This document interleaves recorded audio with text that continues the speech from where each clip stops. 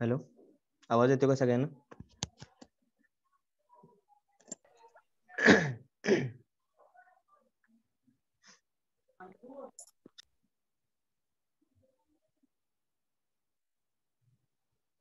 Hello, आवाज येतो का?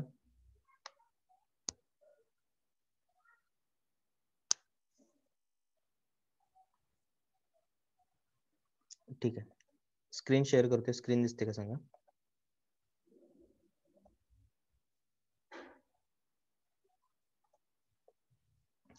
स्क्रीन दिसते सगळ्यांना? Unit 5 network theorem.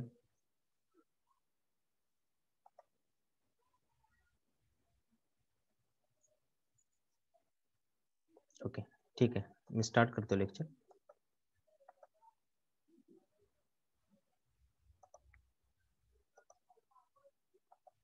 ओके, तर आपली 4 युनिट कंप्लीट झालेले. This is unit number 5 network theorem. Okay, तर यामध्ये तुम्हाला सगळे नेटवर्क थेरम्स स्टडी करायचे.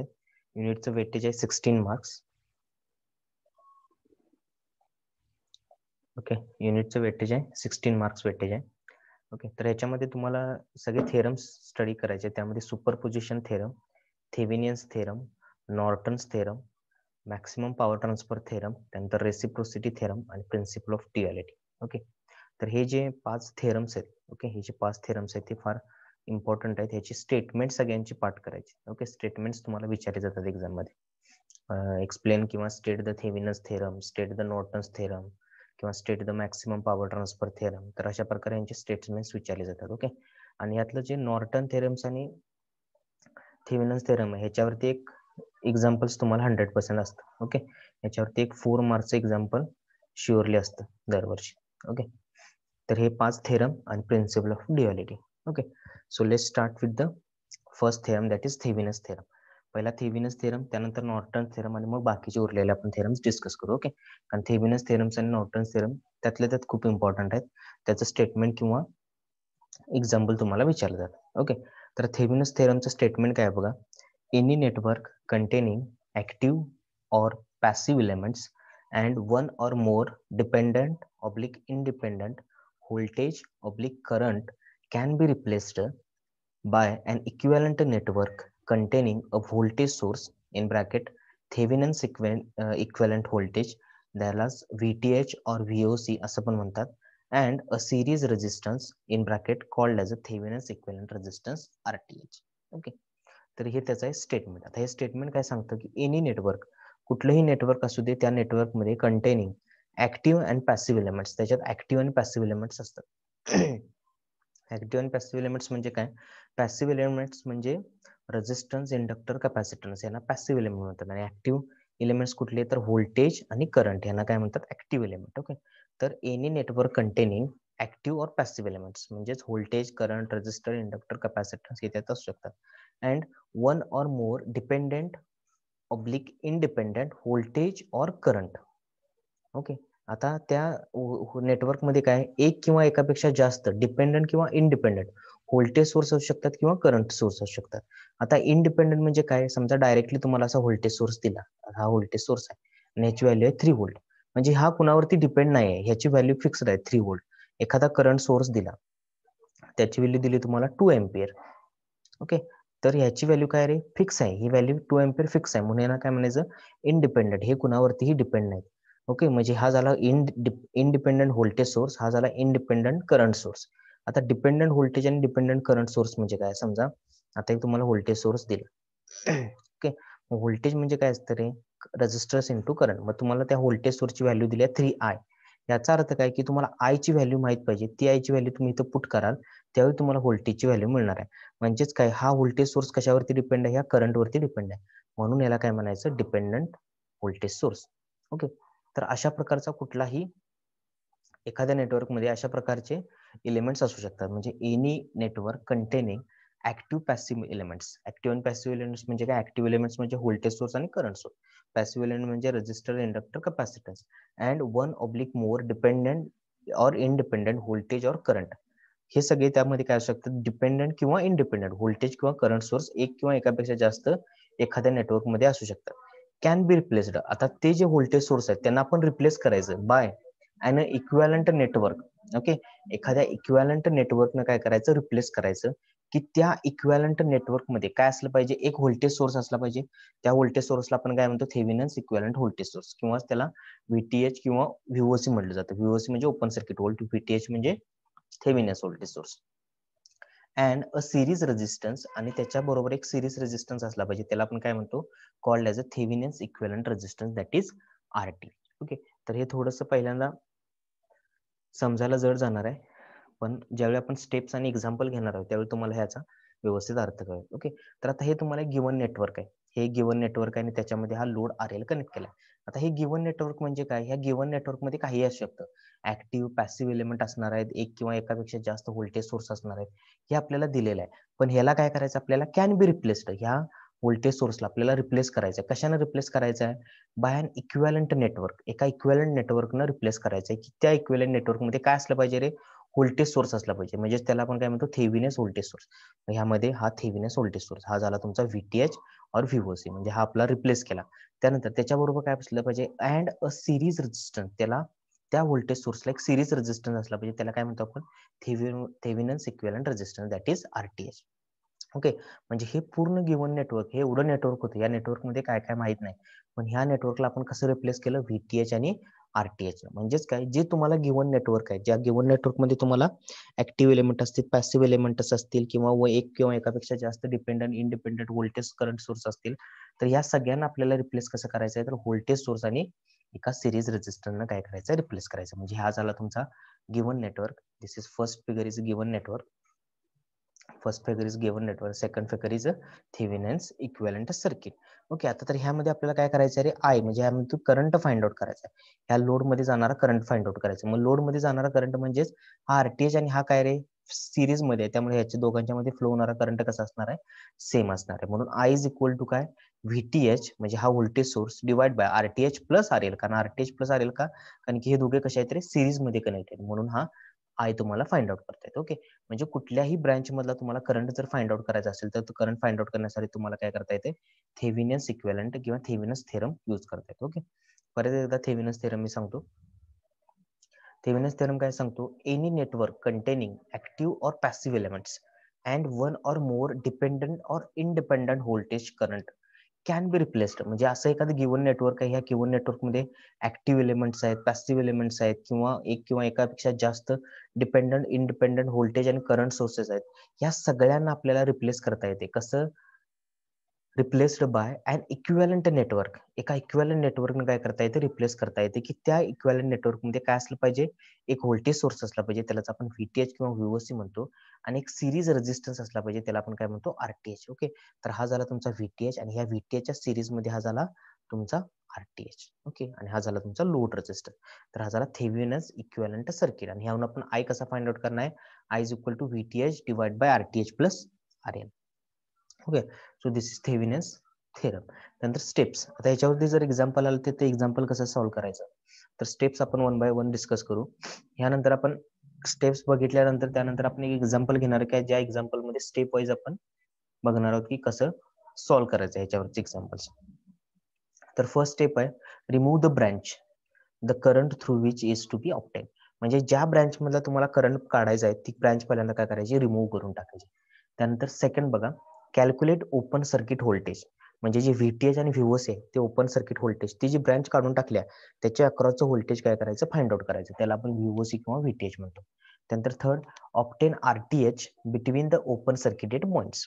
म्हणजे त्यानंतर रेजिस्टन्स फाइंड आउट करायचा, थेव्हिनिन्स रेजिस्टन्स त्या ओपन सर्किट पॉईंट, दोन ओपन सर्किट पॉईंट्स मधला. आता ते करताना एक इम्पॉर्टंट गोष्ट लक्षात ठेवायची की जी ब्रॅकेटमध्ये दिल्या, Wien finding RTH voltage source must be short circuited. ज्यावेळी तुम्हाला RTH Thevenin's resistance find out करायचा आहे त्यावेळी व्होल्टेज सोर्स काय करायचा, शॉर्ट सर्किट करायचा, and current source must be open circuited, आणि करंट सोर्स आहे ते ओपन सर्किटेड करायचे. हा पॉईंट फार इम्पॉर्टंट आहे. त्यानंतर फोर्थ स्टेप बघा, draw the Thevenin's equivalent circuit. त्यानंतर थेव्हिनिन्स इक्विव्हॅलेंट सर्किट ड्रॉ करा आणि connect the removed branch as a load. आणि जी ब्रँच आपण फर्स्ट स्टेप म्हणजे याच्यामध्ये रिमूव्ह केली होती, ही रिमूव्ह ब्रँच काय करा, इथं कनेक्ट करा ॲज अ लोड म्हणून कनेक्ट करा, and find the branch current. आणि त्यानंतर काय करायचं, त्या ब्रँच मधला करंट फाइंड आउट करा. ओके, तर स्टेप्स काय काय, फर्स्ट रिमूव्ह द ब्रँच, पहिल्यांदा ब्रँच रिमूव्ह करायची, कुठली, ज्याच्यामधला करंट आपल्याला फाइंड आउट करायचे ती ब्रँच रिमूव्ह करून टाकायची. त्यानंतर व्होल्टेज फाइंड आउट करायचं, calculate open circuit voltage VOC और VTH. ओके, ते फाइंड आउट केलं, पहिली स्टेप झाली, एका ब्रँचला रिमूव्ह केलं, त्यानंतर ती ब्रँच रिमूव्ह केल्यानंतर त्याच्या अक्रॉसचं व्होल्टेज म्हणजेच VOC किंवा VTH. त्यानंतर RTH फाइंड आउट करायचा म्हणजे थेव्हिनिन्स रेझिस्टन्स.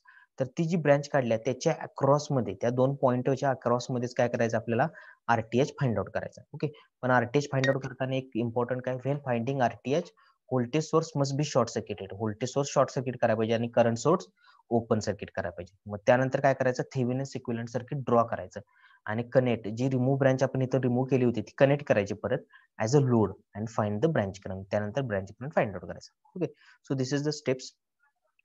पण आता या स्टेप्स तुम्हाला एक्झाम्पल घेतल्यानंतर कळेल. ओके, आता इथं बघा example, find the current through branch AB using Thevenin's theorem. आता हा काय सांगतोय की जे खाली सर्किट दिलेलं आहे त्या सर्किटमध्ये जी AB ब्रँच आहे, ही AB ब्रँच आहे. Okay, this is AB branch, ही 5 ओमची ही AB ब्रँच आहे. तर ह्या AB ब्रँच मधला फ्लो होणारा करंट फाइंड आउट करायचा, अक्रॉस मध्ये याच्यामध्ये जो करंट फ्लो होणार आहे तो आपल्याला काढायचा आहे. ओके, परत इथं व्होल्टेज सोर्स दिलाय 6 व्होल्टचा, इकडे एक व्होल्टेज सोर्स दिलाय 8 व्होल्टचा, इथे 4 ओमचा रेझिस्टन्स आहे, 2 ओमचा रेझिस्टन्स, इथं 5 ओमचा रेझिस्टन्स आहे. पण आपल्याला फाइंड आउट काय करायचं, या 5 ओम मधला करंट फाइंड आउट करायचा आहे. तर त्यासाठी आपण बघितलं होतं की रिमूव्ह द ब्रँच करंट, ज्याच्यातला ब्रँच करंट आपल्याला फाइंड आउट करायचा, ही 5 एम्पियर मधला करंट, 5 ओम मधला करंट आपल्याला फाइंड आउट करायचा आहे. तर पहिल्यांदा काय करायचं की ती जी ब्रँच आहे ती ब्रँच काय करायची, पहिल्यांदा रिमूव्ह करायची. ओके, ही जी ब्रँच आहे ही ब्रँच काय करायची, रिमूव्ह करायची. म्हणून इथं आपण काय केली, ही ब्रँच रिमूव्ह केली. ही 5 ओमची जी ब्रँच होती, ही 5 ओमची ब्रँच काय केली रे, रिमूव्ह केली. रिमूव्ह केल्यामुळे काय झालं, इथं ओपन सर्किट झालं. मग ह्या ओपन सर्किटलाच काय म्हणायचं, हे जे ओपन सर्किट व्होल्टेज आहे त्यालाच नाव द्यायचं VTH किंवा VOC, दोन्ही पण म्हणू शकता. VTH म्हणजे थेव्हिनिन्स व्होल्टेज आणि VOC म्हणजे ओपन सर्किट व्होल्टेज. ओके, तर पहिली स्टेप झाली remove the branch current. Okay, म्हणजे ज्याच्यातला करंट आपल्याला फाइंड आउट करायला सांगितलं पहिल्यांदा ती ब्रँच काढून टाकायची. आपण पहिली स्टेप फॉलो केली, काढून टाकली. त्याच्या अक्रॉसचे जे व्होल्टेज असणार आहे ते ओपन सर्किट व्होल्टेज किंवा VOC व्होल्टेज असणार आहे. आता नेक्स्ट बघा, आता फर्स्ट स्टेप आपण केली की रिमूव्ह ब्रँच करंट केला. आता सेकंड काय रे, कॅल्क्युलेट VOC. कारण की आपण म्हटलं होतं की ही ब्रँच रिमूव्ह केल्यानंतर ह्याच्या इथं जे ओपन सर्किट पार्ट राहणार आहे त्याच्या अक्रॉस मध्ये किती व्होल्टेज आहे ते आपल्याला फाइंड आउट करायचं. ओके, आता ते फाइंड आउट करण्यासाठी काय पाहिजे, आपल्याला इथला करंट फाइंड आउट करायचं पहिल्यांदा. ओके, कारण की आता ओपन सर्किट झाले पूर्ण, याचा अर्थ हे सिरीज झालं सगळं. ओके, म्हणजे पहिल्यांदा काय इथं KVL लावून आपण, कारण की हा क्लोज्ड पाथ आहे आणि क्लोज्ड पाथ मध्ये आपण KVL लावू शकतो. मग KVL कसा लावणार, KVL कसा लावणार, इथं बघा फर्स्ट साइन सेकंड साइन घेतलं म्हणजे 8 volt. Okay, second sign 8 volt. त्यानंतर इथं करंट असा फ्लो होणार आहे, आता असा फ्लो होणार आहे म्हणजे इथं पॉझिटिव्ह इथं निगेटिव्ह. मग सेकंड साइन कुठलं, निगेटिव्ह, म्हणजे निगेटिव्ह 2 आहे कारण की करंट I पकडला. त्यानंतर फर्स्ट साइन सेकंड साइन काय, -4 आहे. त्यानंतर फर्स्ट साइन सेकंड साइन म्हणजे -6 इज इक्वल टू 0, कारण आपण KVL लावतो इथे KVL लावलं. KVL काय सांगतोय आपला की एखाद्या क्लोज्ड पाथ मध्ये जो असणाऱ्या व्होल्टेजची समेशन काय असते, इज इक्वल टू 0 असते. म्हणून काय लिहिलं, 8 - 2i - 6i -6 is equal to 0. आता ह्याच्यावर आपल्याला काय मिळणार आहे, करंट मिळणार. ओके, मग 8 - 6 2 -2i -4i -6i is equal to 0. म्हणून -6i इज इक्वल टू -2. मग i इज इक्वल टू किती आला, i is equal to 0.333 ampere. Okay, मग आता काय करा, सिंपल, ह्या एवढ्या लूप मध्ये आपण काय करू शकतो, हे लावू शकतो, KVL लावू शकतो. ओके, कारण की इथं हे व्होल्टेजेस आहे थोडक्यात ह्याच्या क्रॉस मधलं. आता इथं कसं येणार बघा, इथं समजा मी ह्याला प्लस दिलं आणि ह्याला मायनस दिलं, तर प्लस VTH ऍज इट झालं. त्यानंतर इथून गेलं की -6 आहे, हे -6 आहे इथं लिहिलंय. त्यानंतर -4 आहे, मग -4 आहे कुठं लिहिलंय, इथं लिहिलंय. आता ह्याच्यावर आपल्याला VTH फाइंड आउट करता येईल, कारण की I आपण ऑलरेडी फाइंड आउट केलाय. मग तो I ह्याच्यामध्ये पुट करा. मग VTH -4 × 0.333 -6 इज इक्वल टू 0. 4 × 0.33 चं आन्सर काय आलं, 1.332. म्हणजे VTH -1.332 - 6 इज इक्वल टू 0. मग -1.332 - 6 म्हणजे किती झालं? -7.332 म्हणजे VTH -7.332. मग VTH इज इक्वल टू काय? 7.332 व्होल्ट्स. ओके, म्हणजे आपल्याला काय मिळालं आता? VTH मिळालं. म्हणजे दोन स्टेप्स आपण कंप्लीट केल्या. एक पहिली ब्रँच रिमूव्ह ज्याच्यातला करंट फाइंड आउट करायचा, ती करंट ब्रँच रिमूव्ह केली. त्यानंतर VTH फाइंड आउट केलं. आता आपल्याला काय करायचं? RTH फाइंड आउट करायचं. पण RTH फाइंड आउट करताना काय सांगितलं की जर व्होल्टेज सोर्स असेल तर शॉर्ट सर्किट करायचा आणि करंट सोर्स असेल तर ओपन सर्किट करायचा. म्हणजे इथं आता दोन्ही कसले सोर्सेस आहेत? व्होल्टेज सोर्सेस आहेत. म्हणजे दोन्ही व्होल्टेज सोर्सेस काय करायला लागणार? आपल्याला शॉर्ट सर्किट करावं लागणार. ओके, मग थर्ड स्टेप काय? Obtain RTH between the open circuit points. आता हे ओपन सर्किट पॉईंट होते, ह्याच्या अक्रॉस मधला RTH फाइंड आउट करायचा. म्हणजे RTH म्हणजे थेवेनियस रेजिस्टन्स. थेवेनियस रेजिस्टन्स म्हणजेच इक्विव्हॅलंट रेजिस्टन्स. म्हणजे आता हे दोन व्होल्टेज सोर्स होते, ते व्होल्टेज सोर्स काय केले? आपण शॉर्ट सर्किट केले. आता जर तुम्ही ऑब्झर्व केलं, इथून जर बघितलं RTच्या पॉईंट पासून, तर हा 4 ओम आणि हा 2 ओम हे कसे आहेत रे? पॅरलल आहेत. कारण की जर मी इथं आता हे A आणि B ह्या दोन मध्ये कनेक्टेड, मी इथं परत डायग्राम ड्रॉ करतो म्हणजे तुमच्या चांगलं लक्षात येईल. इथं आला A, इथं आला B हा पॉईंट. त्यानंतर हा 4 ओम पण बघा, A आणि B ह्या दोघांच्या मध्येच कनेक्टेड आहे. त्यानंतर हा पण बघा 2 ओम, A आणि B दोघांच्या मध्येच कनेक्टेड आहे. लाईक दिस. ओके, हा झाला 4 ओम आणि हा 2 ओम. म्हणजे असं तुम्ही काय करू शकता? परत ह्याला रिड्रॉ करू शकता, जेणेकरून तुम्हाला समजेल की हे दोन पॅरलल आहेत का सिरीज. कारण की तुम्ही जर असं बघितलं तर तुम्हाला म्हणा सिरीज आहे, पण आपण ह्या पॉईंट पासून बघतोय, म्हणजेच काय 4 आणि 2 ओमचं रेजिस्टन्स हे दोघे पॅरलल आहेत. म्हणजे 4 पॅरलल विथ 2. 4 पॅरलल विथ 2 कसं सॉल्व्ह करणार? 4 × 2 डिवाइड बाय 4 + 2 म्हणजे 8 डिवाइड बाय 6. मग RTH किती आला तुमचा? RTH 1.33 ओहम हा झाला तुमचा RTH. आता आपण काय केलं? तिसरी स्टेप पण कंप्लीट केली. आता फोर्थ स्टेप काय सांगितली होती की ड्रॉ द थेवेनियन इक्विव्हॅलंट सर्किट. आता थेवेनियन इक्विव्हॅलंट सर्किट ड्रॉ करा. मग थेवेनियन इक्विव्हॅलंट सर्किट कसं असतं? इथे एक व्होल्टेज सोर्स असतो. ओके, आणि त्यानंतर इथे काय असतो? एक सिरीज मध्ये रेजिस्टन्स कनेक्ट केलेला असतो आणि त्याच्यामध्ये लोड रेजिस्टन्स लावायचा. लोड रेजिस्टन्स म्हणजे कुठला? आपण जी ब्रँच रिमूव्ह केली होती ती. मग VTH आपण किती फाइंड आउट केलाय? VTH आपला आलाय 7.33 व्होल्ट. ओके, हा आला VTH. RTH किती आला? RTH आला 1.33 ओहम. ओके, आणि जी रिमूव्ह ब्रँच केली होती ती रिमूव्ह ब्रँच होती 5 ओहम. ओके, मग आता ह्यातला करंट आपल्याला फाइंड आउट करू शकतो. करंट कसा फाइंड आउट करणार? VTH divide by RTH plus RL. मग VTH तुमचा काय? VTH तुमचा आहे 7.33. RTH तुमचा काय? 1.33 आणि RL किती आहे? 5. म्हणजे 7.33 divide by 1.33 plus 5 is equal to 1.15 ampere. म्हणजे हा झाला तुमचा current in the 5 ohm branch. Okay, तर ह्या अशा 4 स्टेप्स तुम्हाला फॉलो करायला लागणार आहेत. 4 स्टेप्स फॉलो केले की तुम्हाला तुमचा आन्सर मिळेल. ओके, तर एक्झाम्पल समजले का सगळ्यांना?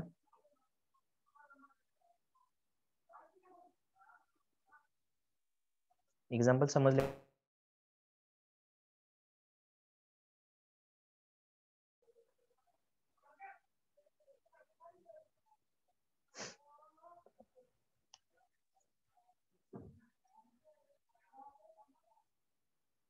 ओके, ठीक आहे. आणखीन एक आपण एक्झाम्पल घेऊ, जेणेकरून तुमच्या जर काय प्रॉब्लेम असेल, डाऊट असेल तर तो क्लिअर होईल. Okay,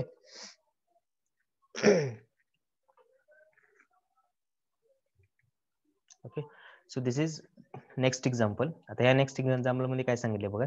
find current through RL using Thevenin's theorem. आता इथं बघा 20 ओमचा एक व्होल्टेज सोर्स दिलाय, नंतर 4 ओमचा रेजिस्टन्स आहे, 6 ओमचा, 5 ओमचा आणि 2 ओमचा रेजिस्टन्स आहे. या 2 ओमच्या रेजिस्टन्सला काय सांगितले? हिने RL. हिने फाइंड आउट काय सांगितले? Current find out the current through RL. RL मधला करंट फाइंड आउट करायचा. मग RL मधला करंट फाइंड आउट करायचा म्हणजे पहिल्यांदा काय करायला लागणार आहे? पहिली स्टेप काय? ह्याला रिमूव्ह करायचं. मग रिमूव्ह करून हे सर्किट इकडे ड्रॉ केलं. 20 व्होल्ट, 4 ओम, 5 ओम आणि 6 ओम. आता हा झाला काय? Open circuit. ओपन सर्किट झाल्यामुळे काय झालं की इकडे कुठलाही करंट फ्लो होणार नाही. का करंट फ्लो होणार नाही?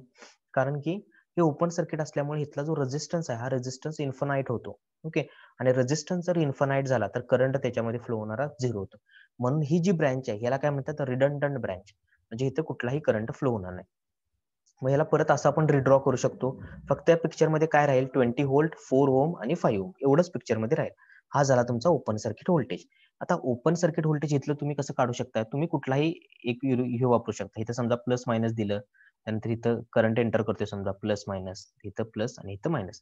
मग काय करता येईल तुम्हाला 20 मायनस. आता इथं करंट जाणारा 4 एम्पियर. आय पकडूया म्हणजे काय होणार -4I. त्यानंतर इथं सेकंड बघा -5I इज इक्वल टू 0. बरोबर, इज इक्वल टू 0. मग आता किती होणार 20 minus 9I is equal to काय येणार 0. म्हणजेच काय येणार -9I is equal to -20. Minus minus get cancel. मग I इज इक्वल टू किती येणार I is equal to 20 divide by 9. Okay, 20 divide by 9 आला. मग इथला आपण व्होल्टेज काढायचा आहे, व्हीओसी आपल्याला काढायचा आहे. मग व्हीओसी म्हणजेच काय, हा 5 ओम आणि ह्या काय पॅरलल मध्ये, याचा अर्थ व्हीओसी इज इक्वल टू काय असणार आहे रे 5 इंटू ह्याच्यामध्ये फ्लो होणारा करंट. मग ह्याच्यामध्ये फ्लो किती करंट होते तर 20 डिवाइड बाय 9. म्हणजे इथलं व्हीओसी इज इक्वल टू काय येणार सांगा, VOC is equal to 20 divide by 9 into 5. म्हणजेच काय आलं 20 into 5 100 divide by 9. 100 divide by 9 म्हणजेच 9.09 व्होल्ट. ओके, असंही तुम्ही फाइंड आउट करू शकता केव्हीएल लावून, किंवा इथे तिने काय डायरेक्ट केले by using voltage division formula. Voltage division formula काय सांगतोय की दोन रेझिस्टर जर समजा सिरीज मध्ये कनेक्टेड असतील तर त्यांच्यामधला जो व्होल्टेज कसं फाइंड आउट करायचं, ज्याच्या अक्रॉसचं व्होल्टेज फाइंड आउट करायचं त्याला पहिल्यांदा वरती घ्यायचं म्हणजे 5 ओम, आणि खाली काय करायची डिनॉमिनेटरला त्या दोघांची ऍडिशन करायची म्हणजे 5 इंटू 4 म्हणजे 5 डिवाइड बाय 5 इंटू 4 इंटू 20. म्हणजे इथं तेच आले बघा 20 इंटू 5 डिवाइड बाय 9. ओके, ते किती आलं 9.9 व्होल्ट. म्हणजे दोन स्टेप तुम्ही फॉलो केल्या, एक तर ब्रँच काढून टाकली आणि त्यानंतर काय केलं व्हीओसी फाइंड आउट केलं. आता व्हीओसी फाइंड आउट केल्यानंतर काय फाइंड आउट करायचं, आरटीएच फाइंड आउट करायचं. आता आरटीएच कुठनं फाइंड आउट करायचं आपल्याला, आरटीएच फाइंड आउट करायचं जी ब्रँच रिमूव्ह केलेली, ही ब्रँच रिमूव्ह केल्या हिथून आरटीएच काढायचं. ओके, मग इथून आरटीएच काढताना कसं होणार, ही दोघं आणि व्होल्टेज सर्किट काय करायचं शॉर्ट सर्किट करायचं. व्होल्टेज असल्यामुळे शॉर्ट सर्किट, करंट असेल तर ओपन सर्किट. आता काय झालं ही दोघं पॅरलल झालीत आणि हा त्याला सिरीज मध्ये. ह्या दोघांचा पॅरलल रेझिस्टन्स जर तुम्ही काढला तर तो येतो 2.22 ओम आणि त्याला हा 6 ओमचा रेझिस्टर सिरीज मध्ये, म्हणजे परत ह्याची ऍडिशन म्हणजे 6 प्लस 2.22 म्हणजे 8.22 हा झाला आरटीएच. ओके, आरटीएच किती आला तुमचा 8.22 ओम. मग आता थेवेनिन इक्विव्हॅलेंट सर्किट ड्रॉ करा. इथं असतो व्हीटीएच म्हणजे व्हीटीएच किती आला 9.09 व्होल्ट. आरटीएच इथं असतो तो आला 8.22 ओम आणि इथं आरएल असतो 2 ओम. आता आय करंट कसा फाइंड आउट करणार, current I is equal to VOC divide by RL plus RTH. VOC म्हणजे 9.09 डिवाइड बाय 2 प्लस 8.22, कारण की इथं आरटीएच ची व्हॅल्यू टाकली आणि इथं आरएल ची व्हॅल्यू टाकली. मग तुमचा करंट किती आला 0.889 एम्पियर. हा झाला तुमचा current flowing through the 2 ohm resistance. Okay, तर अशा प्रकारे ह्या 4 स्टेप्स जर तुम्ही व्यवस्थित फॉलो केल्या तर तुम्हाला काय होणार आहे, आरामात तुमचे आन्सर्स मिळणार आहेत. ओके, तर सेकंड समजले का, सेकंड एक्झाम्पल.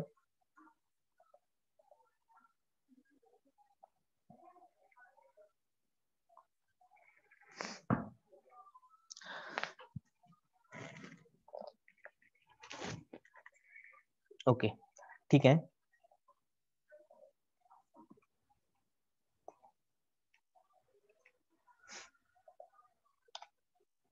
हे एक एक्झाम्पलचा तुम्ही स्क्रीनशॉट घ्या. ओके, आणि हे एक्झाम्पल तुम्ही सॉल्व्ह करा. ह्यात काय सांगितले, apply Thevenin's theorem to find current through 4 ohm resistors. आता ह्या 4 ओमच्या रेझिस्टन्स मधून करंट फ्लो होताना तुम्हाला काढायचा आहे. पहिल्यांदा काय करा की ही ब्रँच पहिल्यांदा काढून टाका, रिमूव्ह करा branch. Okay, A B point remove झाल्यानंतर इथे तुम्हाला काय मिळेल व्हीटीएच मिळेल. ओके, व्हीटीएच कसा काढणारा तर इथून केव्हीएल वापरा. ओके, इथून केव्हीएल वापरल्यानंतर तुम्हाला काय मिळणार आहे व्हीटीएच मिळणार आहे. ओके, व्हीटीएच मिळाला. व्हीटीएच मिळाल्यानंतर काय करा, इथून आरटीएच फाइंड आउट करा. आरटीएच फाइंड आउट करा. आरटीएच फाइंड आउट झाल्यानंतर मग काय करणार तुम्ही की थेवेनिन इक्विव्हॅलेंट सर्किट ड्रॉ करा आणि त्यातनं मग 4 ओमचा अक्रॉसचा रेझिस्टन्स फाइंड आउट करा. ओके, स्क्रीनशॉट घेतला सगळ्यांनी, स्क्रीनशॉट घेतला का याचा एक्झाम्पलचा.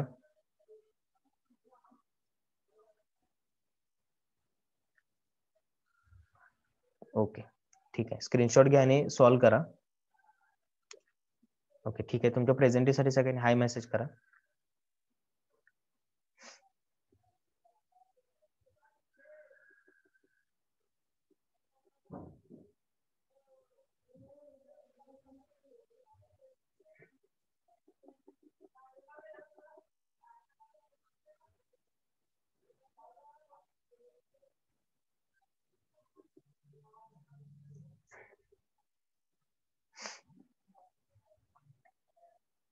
ओके, ठीक आहे.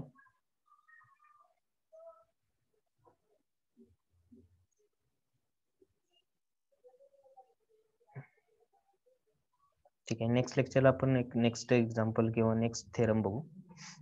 आता मी कन्क्लूड करते.